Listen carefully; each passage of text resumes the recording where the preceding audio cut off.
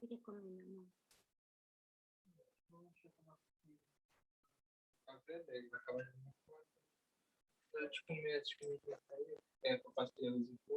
Não quero batatinha. Quero batatinha. Aí você come um bolo de batata.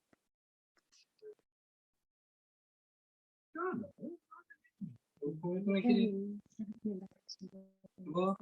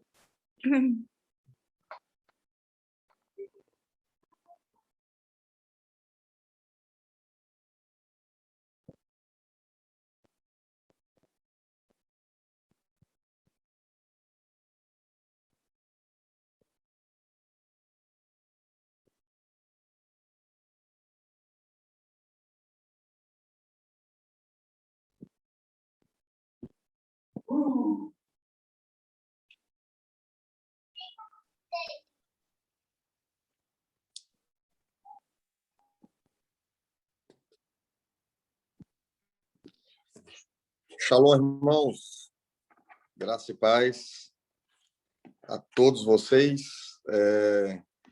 Foi me dada a honra de começar a aula hoje à noite sem os nossos queridíssimos Edilson e Ivonete. Eles estão a caminho de casa, a sala está aberta, e eles pediram para que eu, então, iniciasse a aula com vocês nessa noite. Então, eu não quero perder tempo, irmãos, porque eu estou com um problema aqui, que eu não estou em casa, eu não tenho computador, e o meu celular resolveu travar. Ele não está carregando a bateria, e a bateria está a 65%. Então, assim, a gente vai até onde conseguir ir.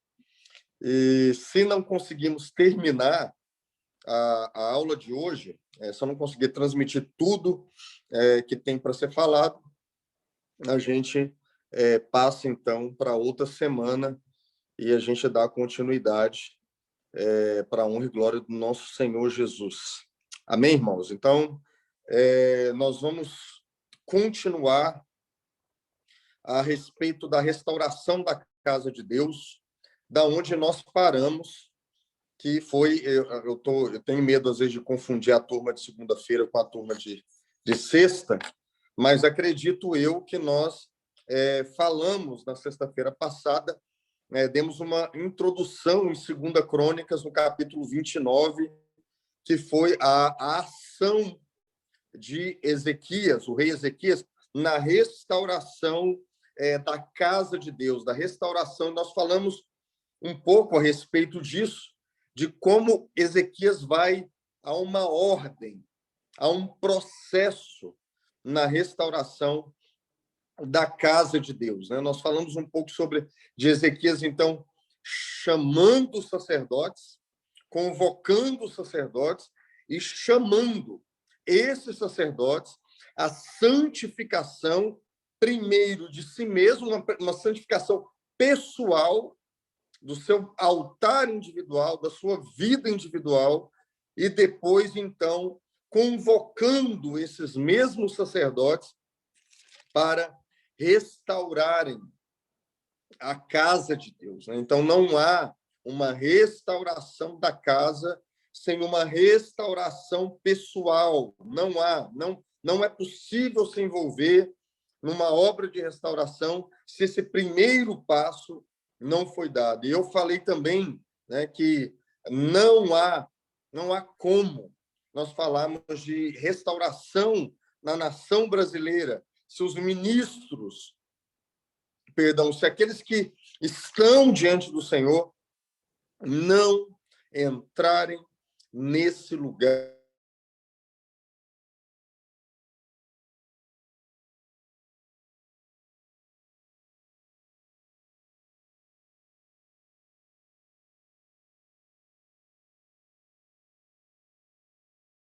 No capítulo 2, se nós não entrarmos, não há atalhos. Deus não põe atalhos diante de nós. Ele tem um caminho, ele tem um processo e começa pelas nossas próprias vidas, né? Nós falamos que o Brasil precisa de homens que se colocam nesse lugar. Eu não sei como estão as outras igrejas, eu não sei como estão as outras comunidades, eu só sei de uma coisa: eu preciso de arrependimento, eu preciso me santificar, eu preciso me voltar ao Senhor. Eu não estou aqui para dizer o que o Universal está fazendo de errado, eu não estou aqui para dizer o que outras religiões ou outras denominações estão fazendo de errado. Eu só sei que eu preciso de um encontro com a santidade do Senhor. O problema sou eu. O problema sou eu. O problema não é o outro. Você está roubando, você está enganando. Eu sou um pecador que precisa de uma revelação, de um encontro com a santidade do Senhor nesse altar, nesse lugar de busca. Então, nós falamos, né, que nada começa na história da igreja se não for neste lugar. Nada nada se inicia de fato na história da igreja se a gente não passar por isso. Então, a gente leu Joel falando a respeito dessas coisas, né? E terminamos também a nossa última aula falando do versículo 11, né? Eu disse para vocês, irmãos, se a salvação, né? Usando esse termo, a esperança da nação está em que pessoas e famílias possam viver, segundo a Crônicas 29, que é o versículo 11, onde nós paramos, né? Quando ele diz, agora, filhos meus, não sejais negligentes, pois o Senhor vos tem escolhido para estar diante dele, para o servirdes e para ser de seus ministros e queimarem incenso. Então, eu terminei a aula com vocês nesse versículo também, falando, fechando aqui, dizendo que se nós nos preocupássemos em levar as famílias da comunidade da fé a viver isso aqui, ao invés de estar preocupado com grandes eventos, nós veríamos algo muito mais poderoso da parte do Senhor se desenvolvendo na nossa nação nesses dias. Então, dito esse pequeno resumo, eu gostaria de continuar, então, trabalhando esse processo de restauração, esse processo esse trabalho do Espírito, né? Que eu acredito que são princípios eternos para quando Deus quer fazer algo no meio de uma geração. Eu queria, então, começar lendo com vocês aqui, a partir do versículo 12 de 2 Crônicas, no capítulo 29, dando prosseguimento a esse processo de restauração. E olha o que está escrito aí, a partir do versículo 12, que o Espírito Santo nos ilumine, que o Espírito Santo fale ao nosso coração, porque sem a atuação do Espírito,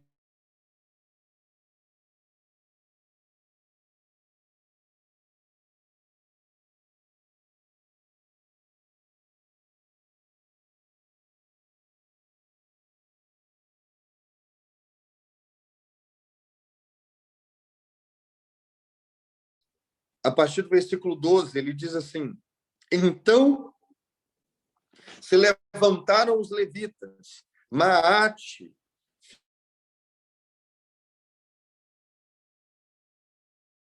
e Joel, filho de Azarias, dos filhos dos coatitas, e dos filhos de Merari, Quis, filho de Abdi, e Azarias, filho de Jealeel, e do Gersonita, Joá, filho de Zima, e Éden, filho de Joá, e dentre os filhos de Elisafã, Sinri e Jeiel, e dentre os filhos de Asaf, Zacarias e Matanias, e dentre os filhos de Emã, Jeiel e Simei, e dentre os filhos de Jedutum, Semaias e Uziel.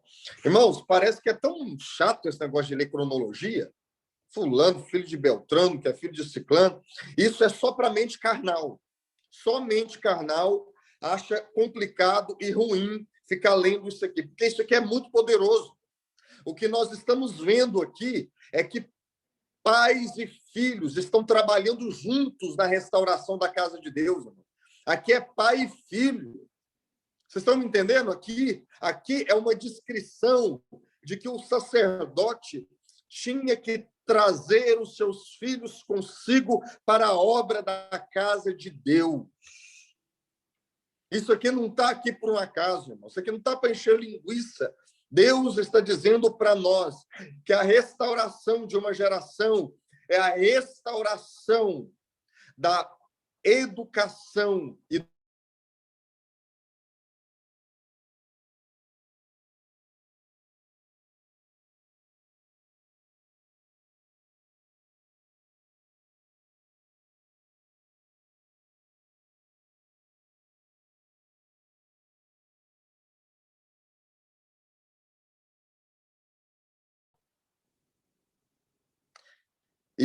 digo mais, tem muitos filhos E tem muitas mulheres dentro da igreja sofrendo ataque de demônios, porque os homens da casa não assumem o seu sacerdócio e a família fica exposta a demônios, porque os homens não assumem o seu lugar. Isso é muito sério. Então, irmãos, não adianta falar de evento, não adianta fazer congresso, se os homens da igreja não estão assumindo a liderança espiritual das suas famílias. E as esposas estão tendo que fazer o papel dos homens, que é orar e ficar ali sustentando o teto da casa para que não desabe, sendo que esse papel não é delas. Esse papel é dos homens orarem e clamarem e intercederem pelas suas esposas e pelos seus filhos. É claro que as esposas podem orar e devem orar, claro, com certeza, mas aonde estão os sacerdotes que cobrem a casa, né? Então, quando a gente lê isso aqui, é exatamente aquilo que eu falei para vocês em aula passada, em outras aulas, sobre o espírito de Elias que virá e restaurará o coração dos pais aos filhos e o coração dos filhos aos seus pais. E a pandemia foi uma grande oportunidade, como eu disse em outras aulas, para a restauração desse altar familiar. Isso é muito sério. Irmãos, nós estamos num tempo de preparação. Eu quero dizer algo para vocês aqui, é muito sério. O dia do Senhor está chegando. Amados, sabe o que é interessante? É porque, segundo Pedro, no capítulo 3, Pedro já fala que há um grupo de homens, mesmo na igreja, falando, mas demora. Mas isso aí, ó.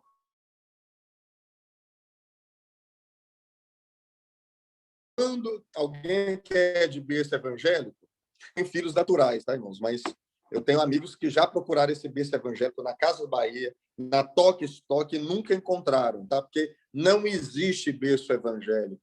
Cada filho vai ter que se converter ao Senhor. Cada filho precisa de um encontro com o Senhor Jesus Cristo, né? Então,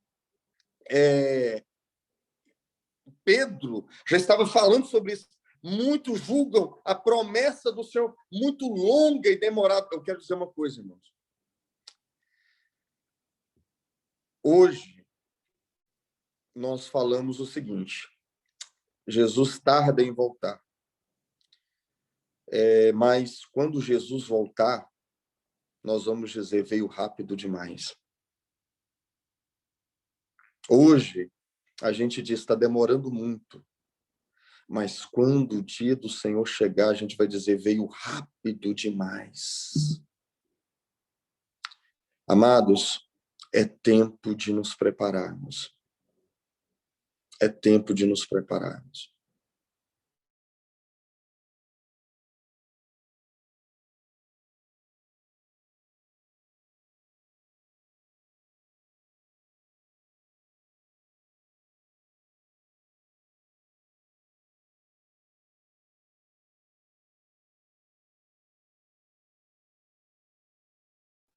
Ano que vem, 2022, vai ser um ano muito difícil para o Brasil. Vai ser um ano muito, muito árduo, muito difícil. E a igreja está para entrar na maior guerra civil que nós já testemunhamos. E sabe por quê, irmãos? Porque a ideologia tomou o lugar do evangelho. A ideologia e a política tomou o lugar do altar da oração e da intercessão na igreja.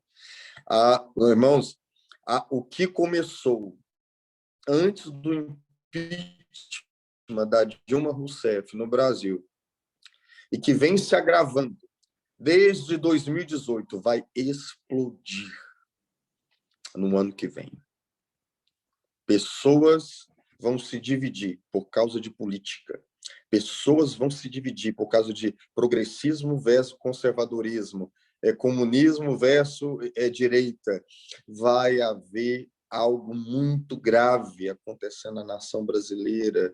E essas eleições, irmãos, marcam tempo de grande abalo na Igreja do Brasil. E eu quero dizer uma coisa para vocês, a única coisa que vai nos livrar da divisão, porque já está dividido,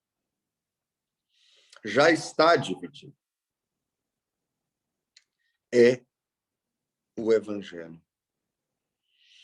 É um altar restaurado e homens com autoridade sobre a nação brasileira, chamando a igreja para o arrependimento e para a oração e para o clamor. Porque, irmãos, já está dividido. Eu vejo igrejas defendendo Lula, eu vejo igrejas defendendo Bolsonaro, e nós precisamos de intercessores que chorem por toda essa situação. Amados, é tempo de preparação. E essa preparação, ela perpassa, ela começa em nós. Na minha família, na minha casa, nos meus discípulos, naqueles que o Senhor tem me dado, para caminhar comigo, levando-os não para um palanque político, mas levando-os entre o pórtico e o altar.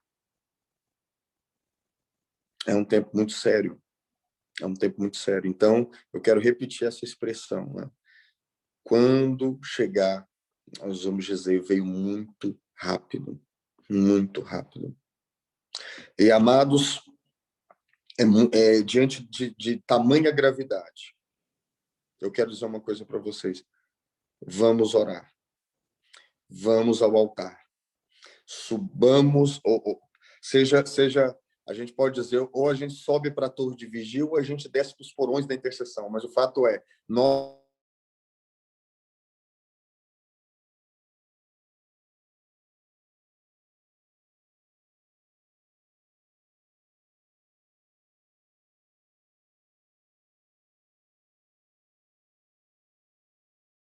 seus irmãos. Olha isso, irmãos. Mais uma vez aqui. E ajuntaram seus irmãos e santificaram-se. E santificaram. Mais uma vez aqui. Santificaram-se a si mesmos. E vieram, conforme o mandado do rei, pelas palavras do Senhor, para purificarem a casa do Senhor. Percebem a ordem? Purificaram-se a si mesmos. E então purificaram a casa do Senhor. Eu acredito que profeticamente falando, amado,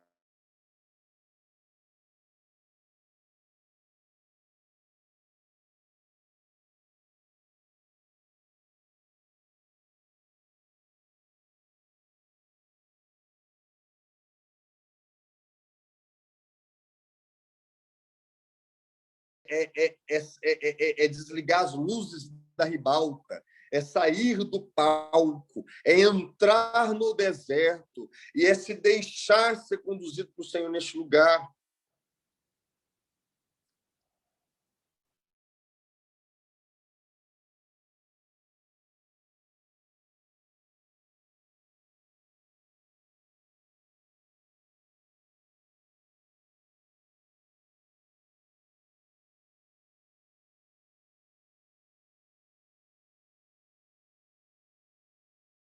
Uma voz, o Senhor está preparando trombeteiros que vão anunciar a voz do Senhor nesses últimos dias. Ninguém conhece ainda. É o seu Zé, é a Dona Maria, é gente que vai escandalizar os filósofos de Atena em Roma. É gente que Deus está preparando nesse lugar para então entrar dentro da casa de Deus e limpar e purificar a igreja. Vocês creem nisso, irmãos? E não vai ser, irmãos, e não vai ser com condenação, e não vai ser com acusações. É um povo que carrega a presença. É um povo que, quando falar, pentecostais, tradicionais, vão ouvir e vão dizer: Deus está falando. Aleluia. Amados, eu tive uma experiência no ano de 2000.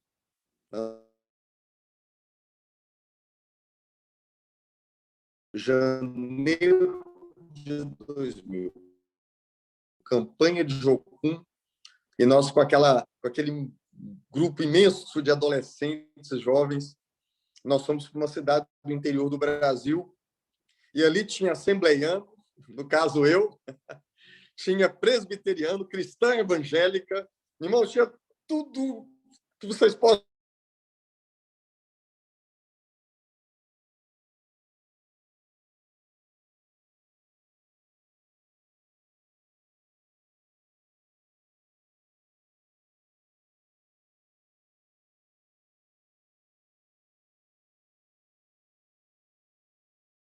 Naquela sala. E quando o Espírito desceu naquele lugar, presbiterianos, cristãos evangélicos, reformados, tradicionais, foram cheios do Espírito Santo e começaram a falar em outras línguas, a transbordarem em outras línguas, as lágrimas caindo, as línguas fluindo, e um espírito desceu sobre nós naquela sala, e de repente começou a chover pó de ouro sobre nós. Naquela sala era tanto ouro que a gente juntava com a mão. Tem gente que guardou, está guardado até hoje, esse tanto de ouro que caiu sobre nós naquele dia. Sabe o que eu quero dizer, irmãos? Só o Espírito Santo pode curar a igreja. Só o Espírito Santo pode curar a igreja. Unidade é um milagre. Unidade, irmãos, não nasce com um churrasco, nem cachorro-quente no final do culto, nem reunião social. Isso não gera unidade, não. Mas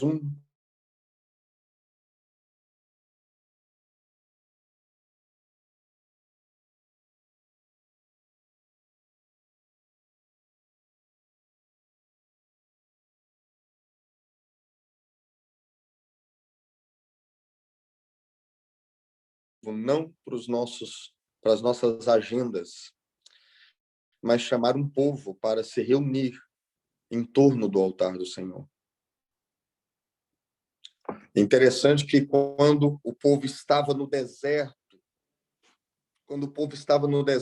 a tenda ficava no meio do arraial, e em torno do arraial, as 12 tribos, elas ficavam em torno do arraial. Sabe o que significa? A única coisa que nos conecta, a única coisa que nos liga, a única coisa que pode gerar unidade na igreja é a glória, é o kavod, é a presença. Nada mais pode gerar unidade na igreja, a não ser a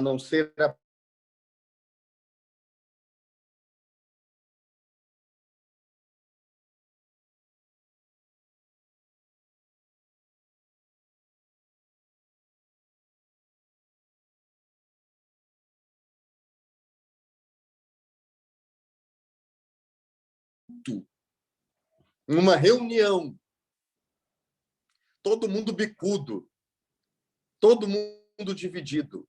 Alguém leu Isaías 53. Quem creu na nossa pregação e a quem foi revelado o braço do Senhor, porque ele foi subindo como um renovo numa terra seca. Beleza nenhuma víamos para o que desejássemos. A visão do Cordeiro sofredor produziu uma unidade tão tremenda no meio daquele povo, que gerou um altar de oração que durou 120 anos e produziu o maior movimento missionário da história depois de Atos dos Apóstolos. Amados, uma visão Uma visão muda tudo. Uma visão muda a história. Um vislumbre de Jesus muda tudo. Tudo.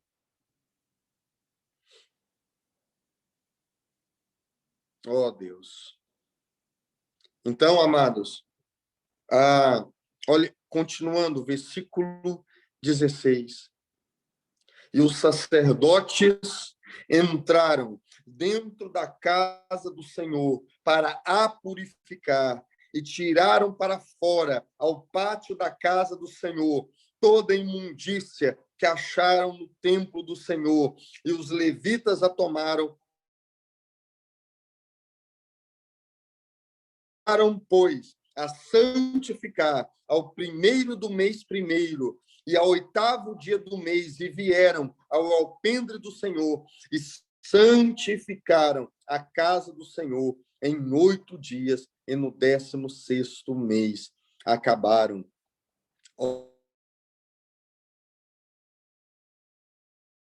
Assim, eu tenho orado e tenho profetizado, Deus só vai levantar os faxineiros, o Senhor vai levantar aqueles que vão entrar na tua casa, vão limpar a casa e vão preparar a casa para a tua visitação.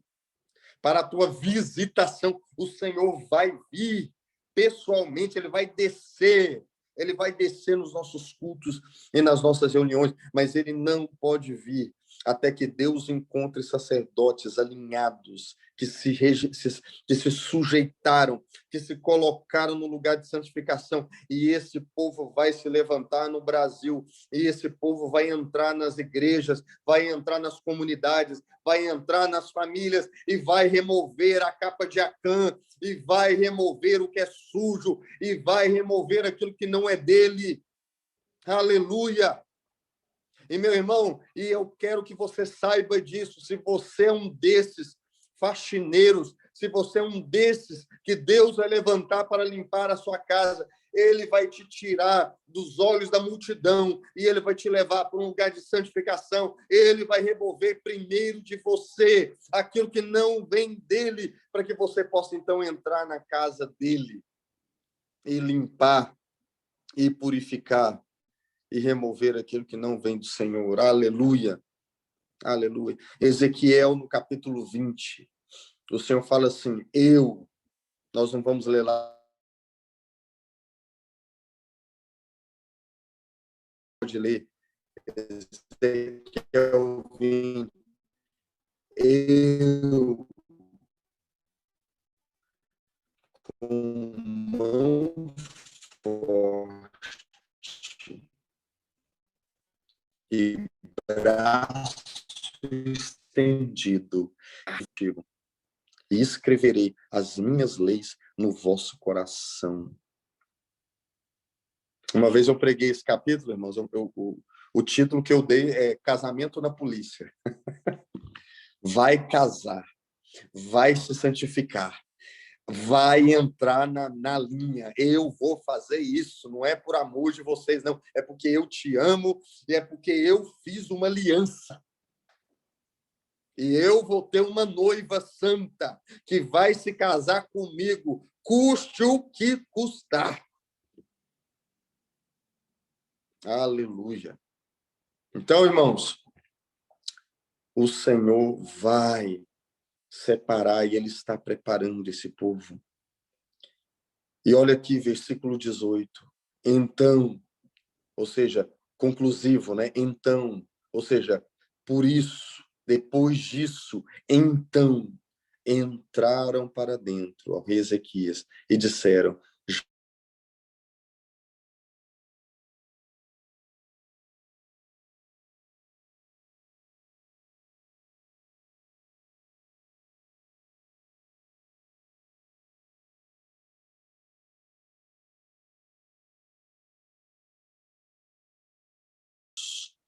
e eis que estão diante do altar do Senhor. E, continuando, então o rei Ezequias se levantou de madrugada, ajuntou os maiorais da cidade e subiram à casa do Senhor. Ou seja, depois que foi purificada, depois que foi limpa, depois que foi alinhada, então Ezequias se prepara para fazer o primeiro grande culto dentro da casa do Senhor, no seu reinado. Então, aqui no versículo 30, irmãos. Não, versículo 28. Não, 27. E deu ordem a Ezequias que oferecessem o holocausto sobre o altar. E ao tempo em que começou o holocausto, começou também o canto do Senhor, com as trombetas e com os instrumentos de Davi, rei de Israel. E toda a congregação se prostrou quando cantavam o canto e as trombetas tocavam, e tudo isso até o holocausto se acabar. E quando acabou de oferecer o rei, a todos quanto eles se acharam, se prostraram e adoraram. Então o rei Ezequias, os maiorais, disseram aos levitas que louvassem o Senhor com as palavras de Davi e de Asaf, o vidente, e louvaram com alegria e se inclinaram. Aleluia. Irmão, sabe qual é um sinal? O resultado dessa santificação.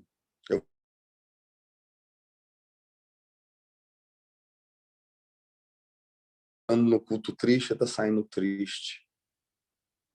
O povo está entrando com burnout e está saindo com burnout. O povo está entrando com depressão e está saindo com depressão. Mas quando Deus levantar esses homens que vão restaurar a casa de Deus e nós os reunimos, irmãos, vai ter alegria. E alegria não é felicidade.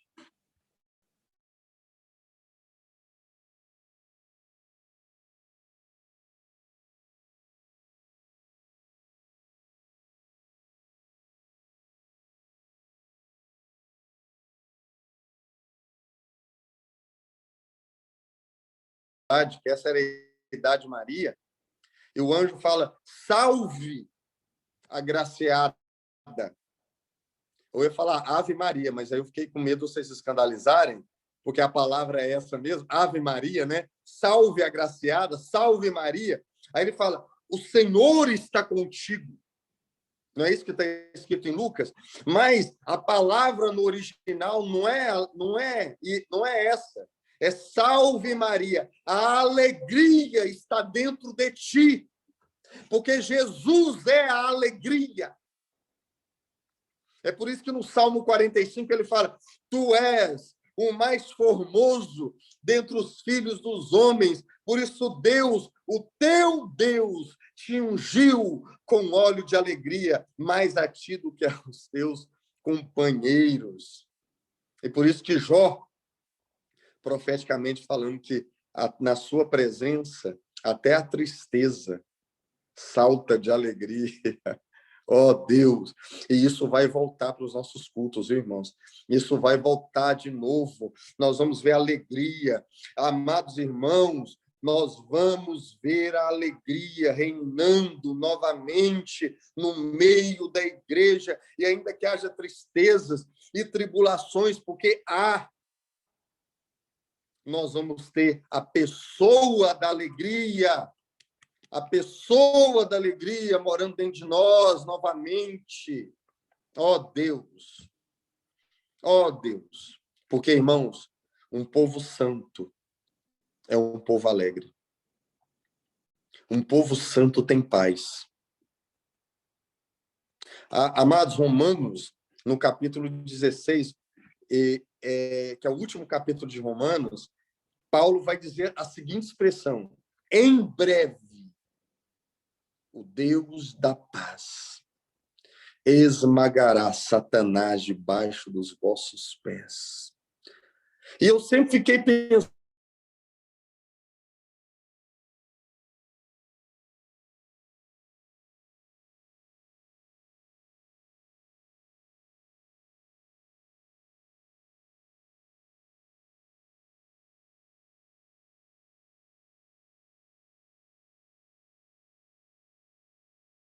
pacificado enfrenta tudo. Um homem pacificado é inabalável, pode a Rede Globo ficar 24 horas por dia fazendo inferno, falando de doença. Um homem que tem paz em Deus vence qualquer batalha. E essa alegria e essa paz, ela vai voltar novamente para a igreja. Amém, irmãos? Olha, nós ainda veremos abalos tremendos, irmãos, acontecendo nas nações. Nós ainda vamos ver coisas que vai fazer coronavírus ser brincadeira de criança. Mas sabe o que acontece, irmãos? A igreja, a verdadeira noiva e a verdadeira igreja de Jesus Cristo vai estar em paz, vai estar tranquila, não vai estar estressada, não vai estar com medo, não vai estar angustiada, não vai estar com depressão, não vai estar tomando remédio de tarja preta, nada disso, porque ela sabe quem é o seu Deus. Salmo, capítulo 46. Deus é o nosso refúgio e fortaleza, socorro bem presente na angústia, pelo que não temeremos, ainda que a terra se mude, ainda que os montes se transportem para o meio dos mares, e ainda que as águas rujam e se perturbem pela sua braveza, há um rio cujas correntes alegram a cidade de Deus, o santuário das moradas do Altíssimo. Deus está no meio dela e não será abalada. Deus ajudará ao romper da manhã. As nações se embraveceram, o reino se moveram, mas ele levanta a sua voz e a terra se derreteu. O Senhor dos exércitos está conosco e o Deus de Jacó é o nosso refúgio. Vinde e contemplai as obras do Senhor, que desolações tem feito na terra. Ele faz cessar a guerra até os fins da terra, quebra o arco, corta a lança, queima os carros no fogo. Aquietai-vos, aquietai-vos, e sabei que eu sou Deus. Eu serei exaltado entre as nações, eu serei exaltado sobre a terra. Aleluia. Eu quero dizer para vocês que tem um trono, e tem um homem assentado nesse trono, e ele não está suado, ele não está cansado, ele não está estressado, ele não está com fome, nem com sede, nem angustiado. Ele reina soberano sobre anjos, homens e demônios, e todos estes estão cumprindo as suas ordens. Aleluia. Nós não estamos aqui num cabo de guerra com Satanás, irmãos. Eu sirvo um Deus que Satanás é um servo dele para o cumprimento dos seus propósitos. Nós não devemos ignorar os seus ardis, mas nós não temos que viver com medo, porque eu li o último capítulo da história, e no último capítulo da história ele vence.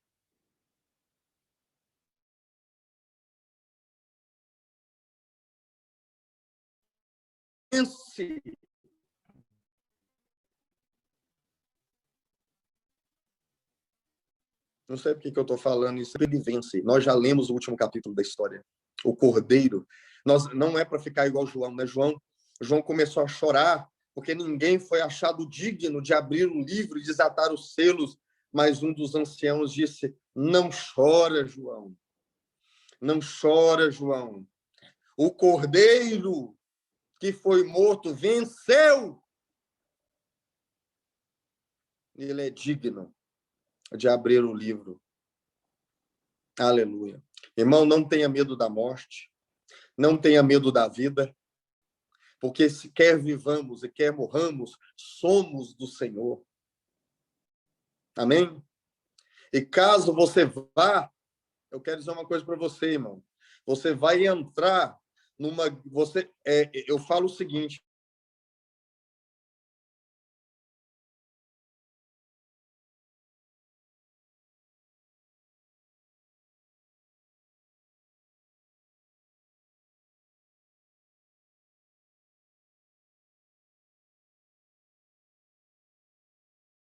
Abel, Abraão, Daniel, Joel, Isaac, Jacó, e eles estão vivos, participando de um grande culto de oração, de intercessão, conduzido pelo sumo sacerdote dos céus, Jesus Cristo, e eles estão orando com Yeshua, nesse momento, para que a igreja dos últimos dias vença, cumpra o seu papel.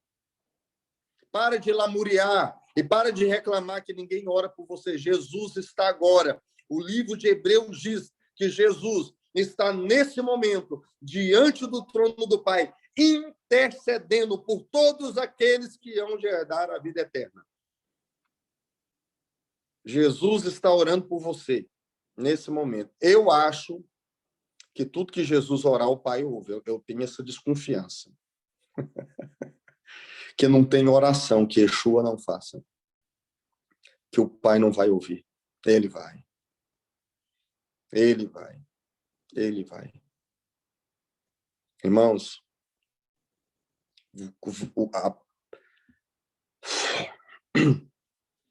a presença vai voltar para os nossos cultos. A presença vai voltar para as nossas reuniões.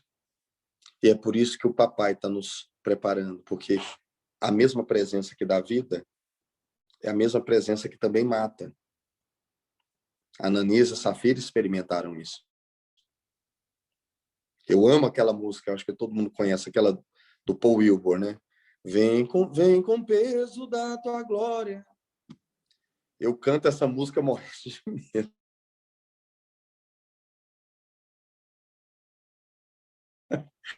Eu canto essa música tremendo.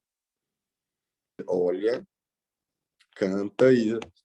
Então, irmãos, tem coisa que Deus nem ouve, viu? Eu vou te falar a verdade. E seja grato. E fique feliz. Que tem coisa que a gente está cantando aí, que ele fala, eu não posso te responder agora. Não dá. Porque quando eu desço, eu firo e eu faço viver. Quando eu desço, Ananias e Safira morrem, Talita ressuscita. Irmãos, energia elétrica é uma benção.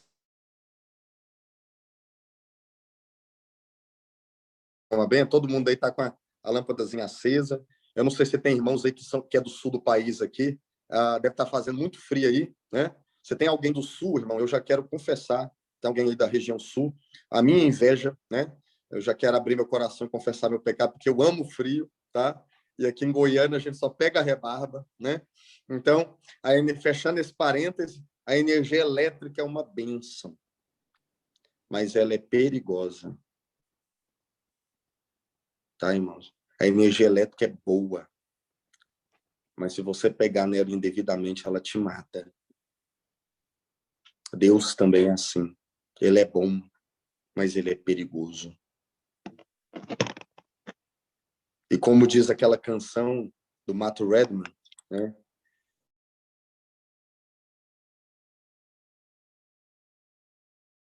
O tolo entra correndo até onde os anjos têm medo. Irmãos, alguém está com o microfone ligado, eu não sei quem é, está dando uma interferenciazinha. Deus vai nos levar como geração a entrar nesse lugar e nós não seremos destruídos, nós seremos curados e purificados no lugar da presença. Quem sonha com isso, irmãos? Eu sonho. Arrepio é bom, né, irmãos? Arrepio. Senti um arrepio na hora do culto, aleluia. Nossa, foi tão bom. Chorei, fiquei emocionado. Tá? Isso tudo é bom, irmãos. Mas está na hora de avançar. Está na hora de ir além do arrepio. Está na hora da presença descer. A presença cavode, a presença manifesta. E aqui, no versículo 36 do capítulo 29, ele vai dizer o seguinte, e Ezequias, mais uma vez, Ezequias e todo o povo se alegraram por causa daquilo que Deus tinha preparado para o povo, porque apressuradamente se fez essa obra. Aleluia. Aleluia. E não é... E Irmãos, eu só quero lembrar rapidamente, ó, quem entrou atrasado, que o meu equipamento aqui está com problema, não está carregando, e a bateria está indo e não está carregando. Então, caso dê um apagão, não se preocupe, né, porque a gente continua na próxima aula. Não sei o que foi aqui, deu um tilt aqui, mas vamos indo. Ainda está dando para segurar. Vou ficar até cair, tá? Então, vamos lá.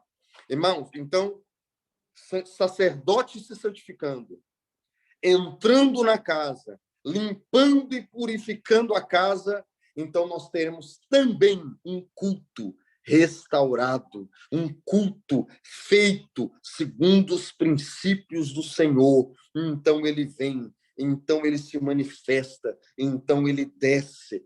E quando isso acontecer, nós não vamos conseguir ficar com isso dentro de um prédio, dentro de apenas uma casa. Nós vamos ver, então, irmãos, a maior onda de proclamação da mensagem, como nunca antes vimos na história da igreja. A grande colheita se cumprirá. Aleluia.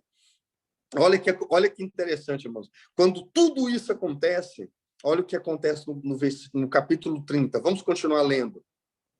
Versículo 1. Depois disso, Ezequias enviou mensageiros por todo Israel e Judá e escreveu cartas a Efraim e a Manassés que viessem à casa do Senhor, a Jerusalém, para celebrarem a Páscoa ao Senhor, Deus de Israel. E então, irmãos, olha o que acontece. Quando tudo isso, Ezequias levanta, então, carteiros. Ezequias, então, prepara mensageiros para irem para as tribos do norte, que já tinham sido levadas cativas pela Síria, né? Lembrando que só estava o reino de Judá e Benjamim, o reino de Judá. As tribos do norte já tinham sido levadas, então elas estavam divididas. Então, o que Ezequias faz? Ele levanta mensageiros, carteiros, que vão sair com a carta do rei, chamando o povo para celebrar a Páscoa. Irmãos, vai ser a maior ceia que a igreja já testemunhou. A Páscoa. Nós vamos celebrar a obra do Filho de uma forma tremenda. E ele fala aqui, irmãos, continuando, eu não vou ler todo o capítulo, mas ele fala, versículo 6, foram, pois, todo mundo lendo comigo, foram, pois, os correios com as cartas das mãos do rei e dos príncipes por todo Israel e por todo Judá, segundo o mandado do rei, dizendo, filhos de Israel, convertei-vos, olha a palavra aí, ou seja, arrependei-vos, convertei-vos, venham ao Senhor, Deus de Abraão, Isaque, Israel, para que ele se volte para aqueles de vós que escaparam das mãos dos reis da Síria. Não sejais como os vossos pais e como os vossos irmãos que transgrediram contra o Senhor, Deus dos seus pais, pelo que pôs em assolação. Então, vem. E aqui, olha só, versículo 10, irmãos. E os correios foram passando de cidade em cidade. Os reis foram passando. Vocês estão me ouvindo, irmãos? Parece que deu um branco aí. Tá? Sem problema, não afetou não, né? E foram passando de cidade em cidade, pela terra de Efraim, em Manassés e até Zebulon, porém riam e zombavam deles. Olha que interessante. Irmãos, o evangelho vai sair com poder, de novo, como nos dias de Atos. Quem crê nisso? Mas a gente precisa entender uma coisa. O evangelho não é unanimidade. Paulo fala em 2 Coríntios, para uns, nós somos cheiro de vida, aroma de vida para a vida. Para outros, nós somos aroma de morte para a morte. A mesma graça que atrai alguns é a mesma graça que dispersa outros. Então, versículo 10. Alguns riam e zombavam, mas alguns Jacé, Manassés e Zebulon se humilharam e vieram até Jerusalém. Irmãos, deixa eu fazer uma pergunta para vocês. Alguém sabe de onde que João Batista tirou aquele negócio de batizar a gente na água? Porque a gente lê as coisas da Bíblia, irmãos, e a gente não para perguntar, a gente não pergunta, a gente não lê perguntando. De onde que saiu aquilo?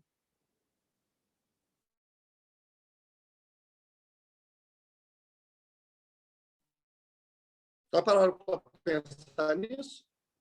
De onde que alguém sabe me dizer?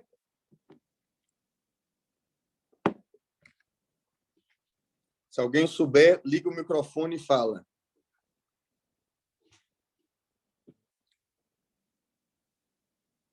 Ninguém? Quer nem chutar? Era um costume da época batizar.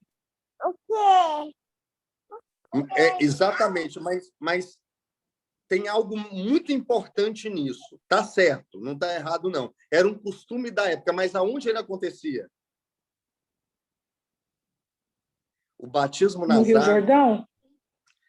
Não, sim, mas como ele era feito e por que ele era feito? Isso é muito importante. Vou responder. O batismo das águas era usado para batizar prosélitos. O que é isso, Daniel? Prosélitos eram gentios que queriam se converter ao judaísmo. Vocês estão entendendo? Todo mundo entendeu isso? Quem era gentil tinha que descer as águas como um dos sinais de que estava se tornando judeu. Agora eu vou apertar a tecla SAP. Agora eu vou traduzir isso. Era a mesma coisa de João Batista entrar na igreja evangélica e pregar para os crentes assim, vocês precisam converter. Vocês estão me entendendo, gente?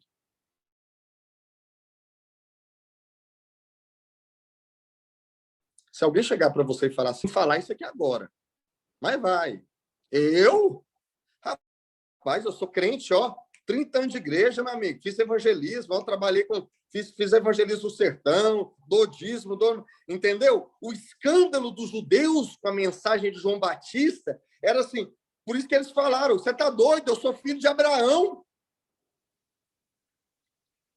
Eu não tenho que passar por isso não, rapaz. Judeu, circuncidado, filho de Abraão, me respeita. E João Batista falava, em verdade, eu vos digo que dessas pedras Deus pode levantar filhos a Abraão.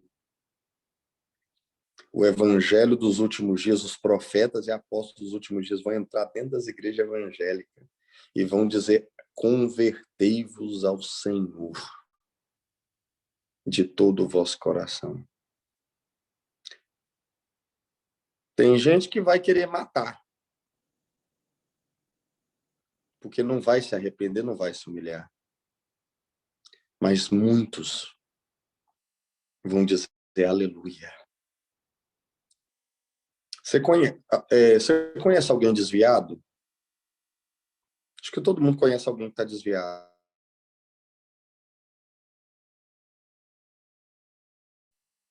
A maioria dos desviados, irmãos, não estão desviados. Eles vieram para a casa do pão e não acharam pão.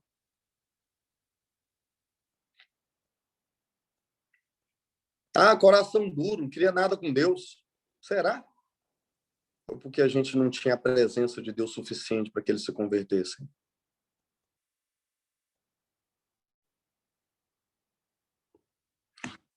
O Senhor vai levantar, o Senhor vai vir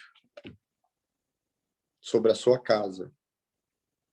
E ele vai se revelar ao seu povo. E nós vamos nos voltar ao Senhor de todo o nosso coração. Eu quero dizer uma coisa, vai dizer para o filho da sua amiga que luta contra a homossexualidade, ainda há esperança. Vai dizer para aquele irmão e para aquela irmã que luta contra a pornografia, há esperança. Ele não desistiu, ele ainda vai vir, ele vai se revelar.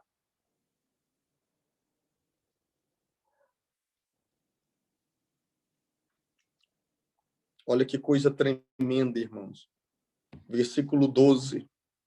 E em Judá esteve a mão de Deus, dando-lhes um só coração para fazerem o mandado do rei e dos príncipes. E conforme a palavra do Senhor. E ajuntou-se em Jerusalém um grande povo para celebrar a festa dos pães asmos. E olha que tremendo, vamos pular para o versículo 18, irmãos, 17.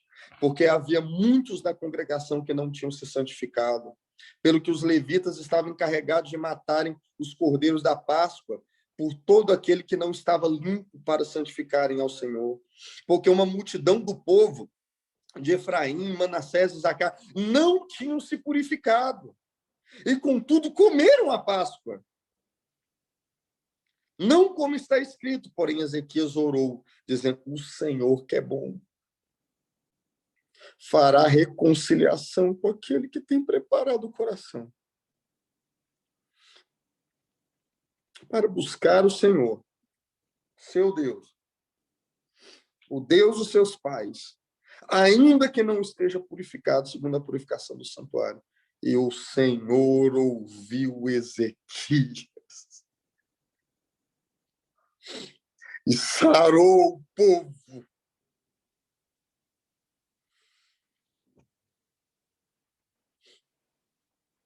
O Senhor vai levantar mensageiros para a mensagem do evangelho nesses dias, um evangelho revelado, pleno, cheio de revelação, e haverá esperança para o casamento em crise, para o casamento que até mesmo já teve divórcio, para aqueles que lutam contra a imoralidade. Há esperança ainda, porque muito do que nós temos ouvido ainda não é evangelho, mas o Senhor vai restaurar o evangelho nos últimos dias, e ele vai ser pregado no meio dessa geração.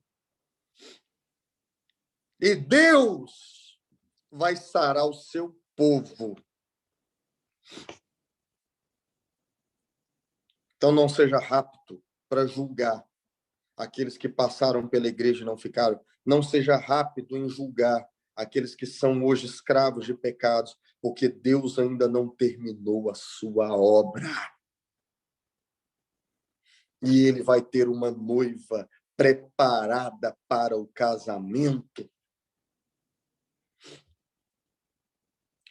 E é por isso que o Senhor vai levantar homens que vão se santificar,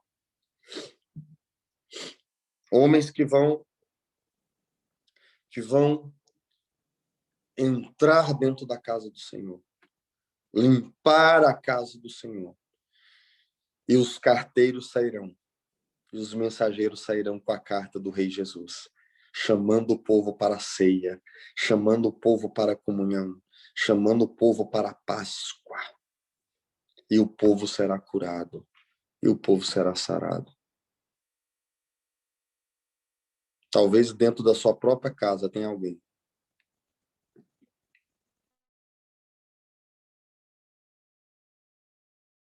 que se perdeu na casa do Pai. Mas eu quero te dizer, se encha de esperança, porque o Senhor virá. E ele vai se revelar nesses últimos dias de uma forma tremenda. Tremenda. E ele, eu quero dizer uma coisa para vocês, irmãos. Ele é irresistível. A gente não, a gente falha, a gente tropeça, nós não somos irresistíveis, né? Nós somos resistíveis muitas vezes, mas o Senhor é irresistível. E quando Deus desce a ação, nada pode resistir o Senhor. Então, meus irmãos, é tempo de nos santificarmos. É tempo de nos colocarmos nesse lugar e prepararmos a casa e prepararmos o culto, porque o Senhor quer vir, concluir a obra e se casar com o seu povo. Então, e tudo, como eu tenho dito para vocês desde o início, começa pelo altar. Começa pela restauração de um sacerdócio fiel ao Senhor. Homens e mulheres que restauram o seu altar individual, que restauram o altar coletivo, encontram-se de fato com o Senhor Jesus Cristo. Então, amados, eu queria, dentro desse sentimento, ler com vocês, queria que vocês abrissem Joel no capítulo 2.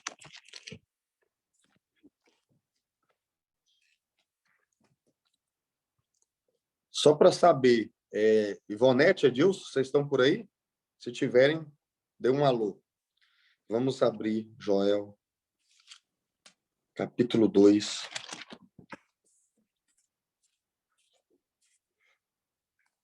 Joel, capítulo 2. Nós lemos na aula passada, né, Joel 1. E eu quero ler com vocês Joel, capítulo 2. Tá. Ivonete, eu não sei se vocês viram, Edilson, né? Eu falei que a minha bateria está com problema, não está carregando. Eu creio que a qualquer momento vai ter um apagão aqui. Não sei o que foi, deu algum problema. E se apagar, não tem problema, porque aí na próxima semana eu concluo da onde eu parei, tá bom? Então, Joel, no capítulo 2, a partir do versículo 1, diz: tocai a trombeta em Sião. Então, percebam, né, irmãos? Quando os sacerdotes se santificam, há a proclamação. Quando os sacerdotes se preparam, então, assim como a gente leu sobre os carteiros, os mensageiros de Ezequias, é o mesmo significado de Joel. Então a trombeta é tocada. Então, uma mensagem é liberada. Tocai a trombeta em Sião e clamai em alta voz no monte da minha santidade. Perturbem-se todos os moradores da terra, porque o dia do Senhor vem e ele está perto. Então, quando essas coisas acontecerem, irmãos, nós teremos uma proclamação.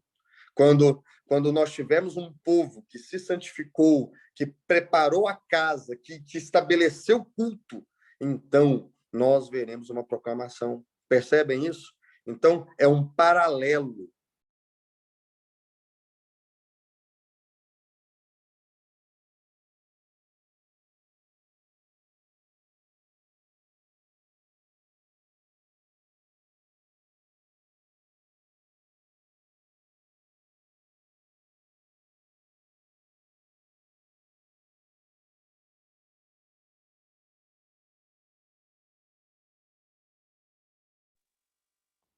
Ivonete, o pastor caiu, viu?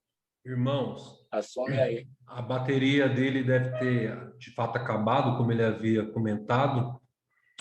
Na próxima reunião ele conclui.